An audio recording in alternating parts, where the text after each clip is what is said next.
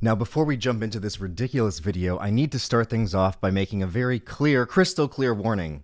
This video is being created for education, and it is in response to a news story. It is journalistic by nature, according to YouTube's very own guidelines shown here. Videos intending to educate about the scientific effects or which are journalistic are eligible for monetization, so whoever keeps reviewing my educational videos on YouTube and saying that this is non-educational content, when clearly if you look at the last video that I made about this compound is simply the scientific effects of it, you guys are not doing your job. These are educational videos. According to your own guidelines, they should be monetized, so stop picking on my channel. That being said, let's jump into this ridiculous video. Now, I've been following this case closely because it showcases one of our new shitty friends, this pink coke nonsense that keeps going around. Now, I've heard a lot of people report on this story talking about the autopsy. A toxicology report showing that Payne had, quote, pink cocaine in his system. The initial report from his autopsy coming after the singer fell to his death.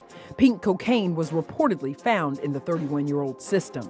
And pink cocaine, which is a combination of multiple drugs inside his system at once. I want to make one thing clear. It would be impossible for an autopsy to find pink cocaine because it is not a real compound. It is simply a name given to a mix of substances. If you watched my last video on the P. Diddy situation, you would know this.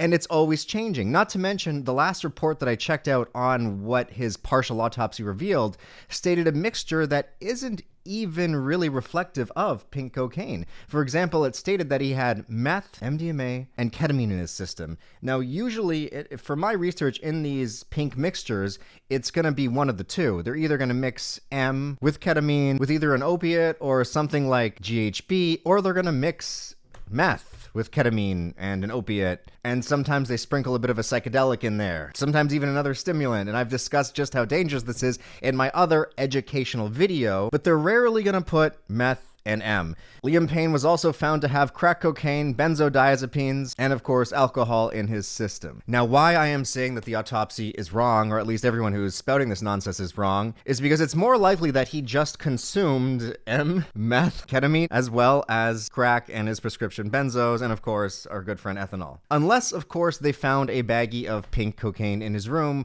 which presumably they did. And then they tested that bag of pink nonsense and found this concoction of substances in it, which would be a little surprising to me, but not overly surprising because everybody who makes this pink nonsense adds their own little spin to the recipe to help kill people faster, because that seems to be the goal with this garbage. Either way, it is wrong that all these people talking about his cause of death are pointing to this pink nonsense. That would be like a toxicology report coming in from somebody who, I don't know, drank a martini, and they were like, well, toxicology reports say that there was martini in his system. No, they would say there was ethanol. Or if someone was smoking poppers, they were like, well, we found poppers in their system. Meanwhile, a popper is a mix of tobacco with cannabis. Now, I have seen one story where they actually outline what was supposedly actually found in his system, which is great.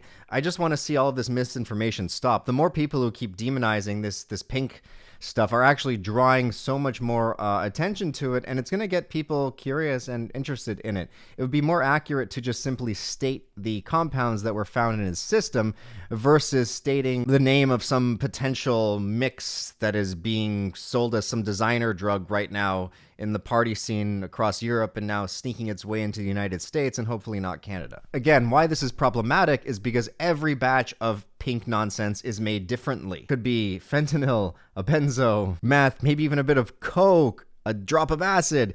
It could simply be M, GHB, and ketamine. It could be meth, GHB, and ketamine. Do you know what I mean? Like, all of the concoctions are so different. So by constantly just calling it, oh, this pink cocaine, it doesn't really tell us anything as to what actually was in his system. Again, because it's always such a different mix. It's better to simply state he was found to have M, benzos, meth, crack, ketamine, and alcohol in his system. I'm just really tired of all of the misinformation that keeps getting spouted by all these people, which doesn't actually tell us anything. In fact, it just adds more mystery to it. If I hear Candace Owens say one more time, he was found to have pink cocaine in his system, I'm going to be like, oh, Candace, just stop saying that. State what the actual substances were that were in his system so that we can get a better idea of, you know, I guess what he was taking, maybe where his head was at. Because if you just hear someone say, oh yeah, he was found to have pink cocaine in his system, you could potentially assume that there was actually a psychedelic added to that mix when there's a really good chance that his mix didn't have any psychedelics added to it at all, which would definitely change the headspace that he was in at the time of death. So I hope you guys understand why I'm really harping on this, that people are more clear when they talk about what was actually found in the autopsy report, and they don't mention just some name that could mean such a huge array of potential mixtures that isn't really helpful to anybody. Anyway, if you enjoyed this video, make sure you subscribe to my channel. There's more educational content coming. If you want to see uncensored versions of these videos or long podcasts, head on over to Psych Substance on Patreon, and you can watch all that content there. I got some new Shambhala videos coming for you all. And yeah, I'm sorry for my agitated appearance in this one. This is just frustrating me, as well as YouTube keeps on fucking picking on me to no end. Thanks. Oh, with that being said, since all of our videos, even the educational ones, do keep getting demonetized, if you want to help me continue doing this full time, if you want to become the lifeblood of my channel, head on over to our Patreon page, pledge as little as $2, get access to uncensored content that you can't see on YouTube, and of course, your tiny pledge of $2 a month helps me keep going because YouTube keeps demonetizing my stuff, and as any business owner, I need to make money when I'm doing this and put food on the table. So thank you to everyone supporting me on Patreon. You guys are amazing. Thank you, thank you, thank you. To become one of the amazing patrons, head on over to our Patreon and subscribe, and I will see you guys all in the next video. Cheers, guys.